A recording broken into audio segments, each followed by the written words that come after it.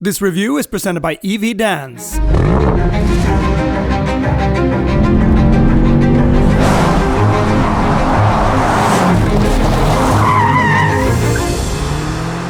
this is a model that sets people into two different camps, and I think that the camp that fills up quickest is the one with the ones that think it looks just too much in your face, too vulgar, and just straight up ugly. I've been living with this car now for a week, and I've been mostly absorbing how it looks. And I can tell you that many others has as well. As this car rolls down the street, whatever street there is people walking, I can tell you that every single one has been looking.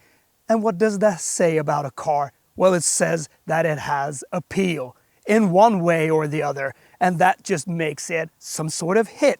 Make it ugly, make it extremely beautiful, because something in between just melts together in every other type of lineup with cars, and especially in SUVs. In the community where I live, having a big premium SUV is as common as having clothes on. So this one, it really makes an impact. There is just people want to come up and say, oh, are you driving that animal? Well, it looks like this and it looks like so. But that's just the thing. Talking about cars, that is interesting. The BMW XM. Now this is a car that really stirs the emotions among many, and it stirs the emotion in the way it drives, because what does this really want to be? I'm wondering what they've been cooking and what they've been putting into the pot and what type of recipes they've come up with at BMW creating this one. This was a concept more or less in the beginning, but then it came into production, and I think that that was a ballsy move. It just shows what BMW wants to do. Do they want to stir the emotions of people, or do they just want to put something out there to show that we can do this, we can do beautiful cars, we can do ugly cars? I don't know. I mean, the judges are always the customers, but the strengths of its gracefulness, its appeal, and the underlying elegance that I think that this car has, that just sums it up to become something really, really special. I don't really know the plan from BMW, why they want to set this car out. And I like that, ballsy moves. That just might be a recipe for success when it comes to releasing a model. And recipe, well, we can talk about recipes of how this is put together in its performance, in its comfort, in its appeal, and all of that. And that's why I find it so interesting. Because as soon as you lay your eyes on a car, well, you start judging it. As soon as you know what type of brand it is, you start judging it. That's just how we're built. If we know cars somewhat, everyone doesn't know cars that well and just wants something that transports them from A to B. And that's fine. I like that approach as well. But if you're a car enthusiast and you like cars, you like to drive cars, you enjoy them, and you always want to level up for something more premium, luxurious, or something that gives you always that status of having a bit more expensive car, well, then that might just be something that you want to achieve. And we also know that SUVs, the bigger, the better, the more status, and especially when it comes to luxury brands and high-end premium brands, that just makes some sort of statement. I don't want to call it vulgar, but if you just look at the whole design and you sit and you just absorb and analyze it, it feels like they want to be a bit vulgar. But to me, I think that it's both vulgar, but just as much elegance to it. So this, to me, sums up an SUV that really takes its place in its segment, and that really wants to make a name of itself. It just wants to represent everything that BMW stands for. Luxury, attitude, premium, sportiness, comfort, and there is plenty of that in this car. But have they put it all together in a smart way? Or is this just something that want to piss people off looking at it? Because that's the way I feel when people look at this car. Here comes another one in this big, braggy type of SUV. Does it want to be a luxury premium SUV? Well, of course it is. Does it want to be a sporty SUV? Well, it is as well.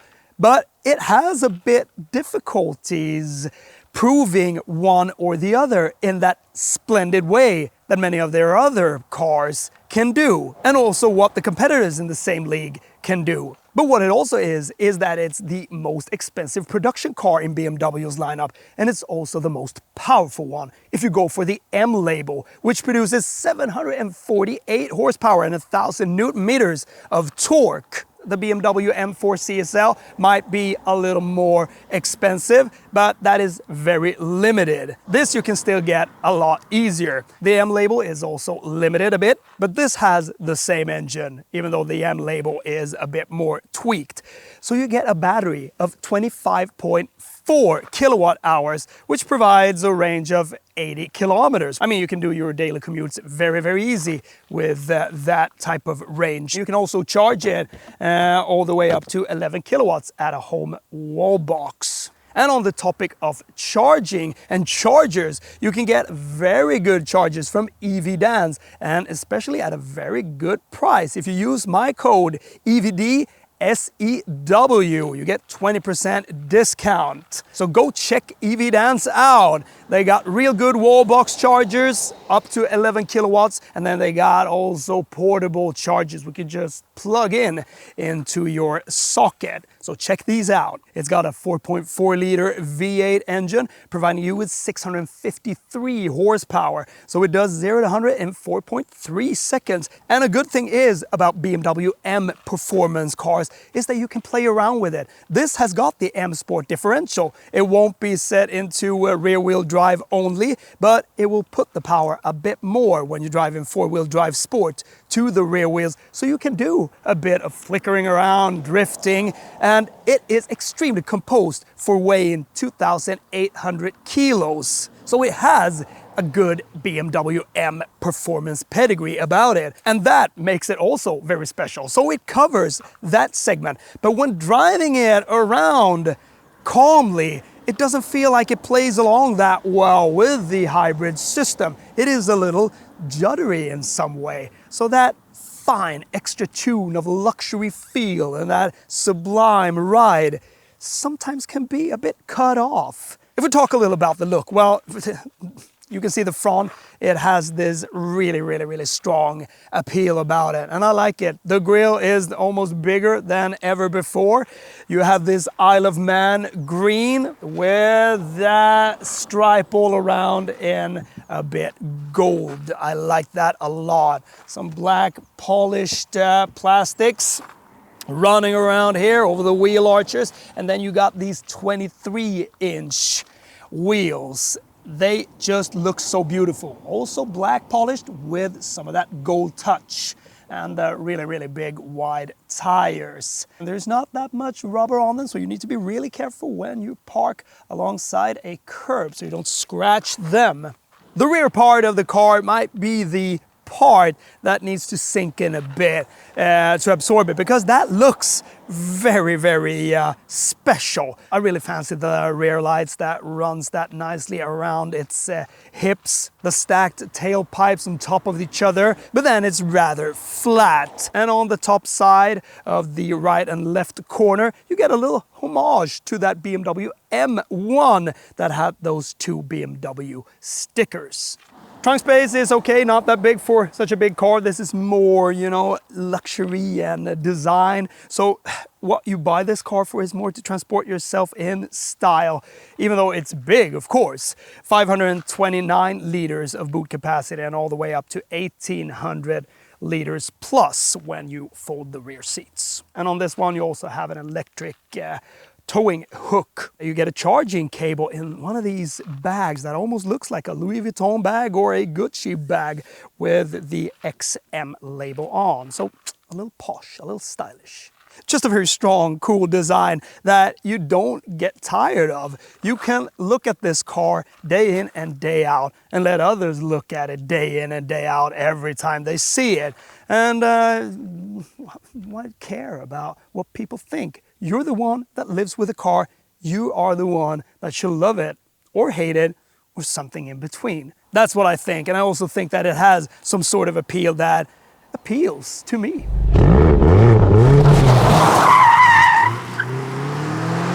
And whenever the body roll is being set to the test, well, it's got 48-volt anti-roll bars, so they just make it a lot more sporty, and you can handle this one in the corners a lot better.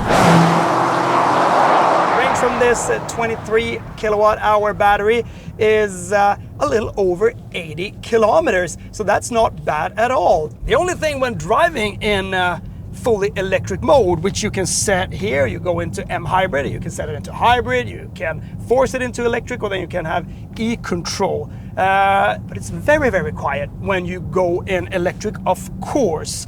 Those big tires, 23-inch, and they're very low, sitting on Yokohama tires on this one. But when driving in fully electric mode, it feels like it cuts in sometimes. You come to a stop, or maybe almost a stop, and then you want to accelerate again, it cuts, it becomes a little juddery. I find that a bit irritating at some situations. So yeah, because you're used to plug-in hybrids that are very smooth when they run in electric. When you run on electric like this, then there is no worries whatsoever.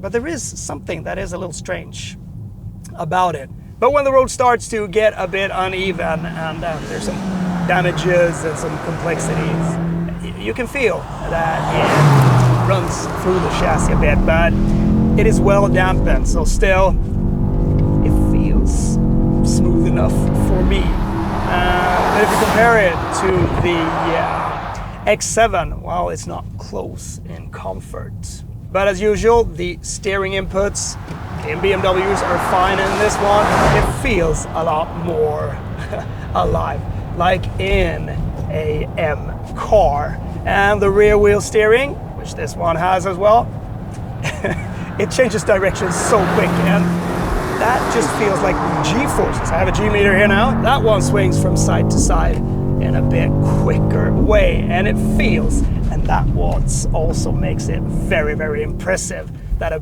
big car like this can feel this agile. Launch control.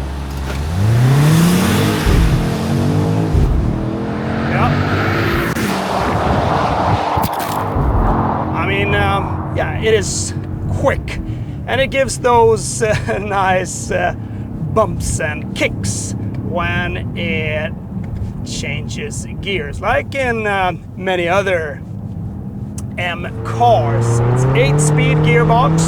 It just feels very smooth, and on the downshifts, it's maybe not the quickest.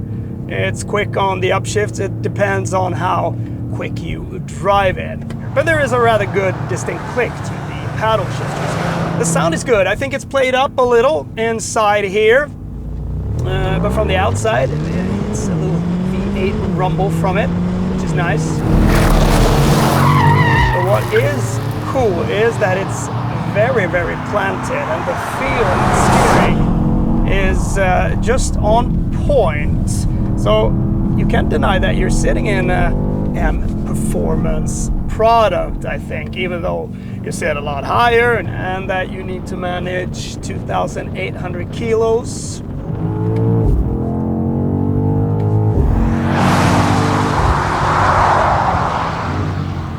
It's quick, but everything is rather down-toned. The door handles have this prism or diamond-like style to it, and that just follows inside here. You can see it in the seats. The upper part looks a bit like a diamond. The seats, if we just start off with the seats, they are so comfortable. Those XM seats, M performance seats, which are very plush, very soft, nice, and you can bolster them up and tighten them up when you want to go a bit faster. Plenty of space in them, just looks adorable and feels adorable. Love these ones. And then you can see that the steering wheel in front of you, that is almost like lifted from an M4 or another M car. Looks really nice. You got these M1 and M2 quick setting buttons for setting your performance style. However you want to set the suspension, the engine, four-wheel drive sport or normal four-wheel drive or four-wheel drive sand. Four-wheel drive sand is more when you go off-road, so the traction are configured a bit differently. And also these big paddles, so you feel like you're sitting in an M car with a lot of carbon fiber all around and a very complex and a bit different dashboard that I just like. It just swoops down, extremely elegant here. A little plastic over the ventilation outlets here, and the ventilation outlets, they feel okay. Maybe a little plastic there as well, but not that bad. Otherwise, the materials are just, in BMW fashion, extremely nice and plush and rigid. And it is just premium. It feels like in the BMW XM, which I completely adore. Love that car, but this has a different attitude about it. In the beginning, I thought that this was some sort of a panoramic roof, but no, there's no button. This is just a prism roof. Really nice, and especially at night. You don't see it when you drive at daytime. The ambience light runs around in here. So when it is dark, you can set your own favorite color, and it just lights up the whole cabin in here. So it just becomes a very cozy feeling. Alcantara in the roof, Bowers & Wilkins, that is a little extra. Buttons are just good. You got massage seat for the driver and for the passenger. Some buttons are physical, but most of the configurations, well, it's run and done through this screen. Sure, you got this iDrive 8.5 updated, very quick, works fine, but there is just something of using the screen here. It's extremely quick. You can turn the traction control off in this car. So I was driving the Defender Octa, a very strong and potent SUV, one of the most hardcore SUVs at the moment. But when driving it on road in its sportiest setting, wasn't able to turn the traction control off. And that sets BMW M and all BMWs almost apart from many cars. You can shut everything off so you can have fun. You can be free. And that's what I love. All cars should have that. And I like that you can get down deep in a car that you want to drive active. I want to sit low in every car.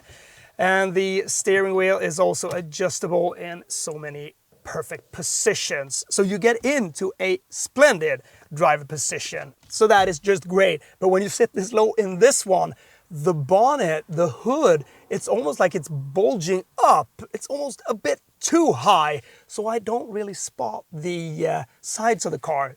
No worries, you get the feel of it, of course. But in the beginning, when I set this low, it's like, oh, when you need to park, you need to be a little careful because where is it? Well, you got good camera systems that monitors everything. 360, and the camera resolution in these cars is among the best. They are just so sharp and it's so quick. So you can't just miss or fail when parking or doing something. And you also got an automatic parking, so it remembers how you did your last reverse out of a parking spot or into it, and you can just push a button and it does that automatically for you. So a bit more cocooned and sporty in here, a la M feeling. And that just makes you feel a little more special, knowing that you are driving something more special, especially design-wise. Really big doors with that chunky, meaty, and nice feel when you open the doors.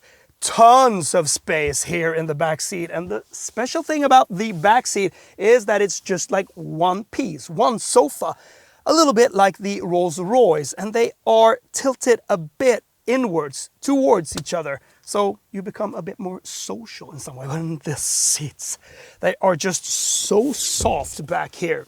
Armrest, and you have your climate zone down here. So it's a 4-zone climate control system. You can set that, and you can set heat in your seats, USB-C ports down here, and you can behold this long prism roof. And it's also special how it's a bit curved back here. It's like a little extra part for your shoulder and your arm here, so you can really stretch out and feel relaxed. You are not squeezed together in any way. This is nice. And you feel that this is special. This is more of a design icon. It feels a little concept over it. And driving around in a car like that, that makes it special. So is it worth its money? Well, you can get a lot of car for around 2 million Swedish crowns. This particular XM starts from 1,879,000 Swedish crowns, about 180,000 euros. And with a little extras, this one has its 2,057,000 Swedish crowns. So there you go, about 195,000 euros for it. Sits very well on the road. I mean, it's super compliant, and when you drive it fast, it becomes a lot more smooth in some way. It works a lot better at higher speeds, at being a little more pushed. Out on the motorway, when cruising at higher speeds, of course, it does a great job here. It is just like a big, heavy boat. Just comfort, but there is some wind noise to these M side mirrors. So when you pass 110, 120 kilometers, you can hear that it whines a bit around them. Apart from that, everything is just perfect. These seats are great on long journeys, and you can set your different massage programs here, and it's really, really strong. So once again, ingredients. What is the mix here, really? What does it wanna show? It shows many different sides. So once again, you can talk about being a little schizophrenic in the way they've put it all together. Is it a luxury car? Is it an M Performance super sports car? The design, what does it wanna express with that? Does it wanna express luxury, finesse? Or does it just want to be a little ballsy, brave, and in your face? Well, it feels like it is everything. And for that, I just find it very, very amusing. Because showing up in it, it is a little crazy. It feels like you might be a little crazy, but you still got taste, and you're still out for an adventure in the way of feeling a little sporty. But at the same time, dress up, just come to a meet, talk about why it is so complex in both its performance, its luxury, in its feel, in its design, in its everything. I think it mixes all good and bad. Well, I don't think there's anything bad with BMWs, really. So choosing this one, you need to be a little more brave yourself. And I praise these that are that brave.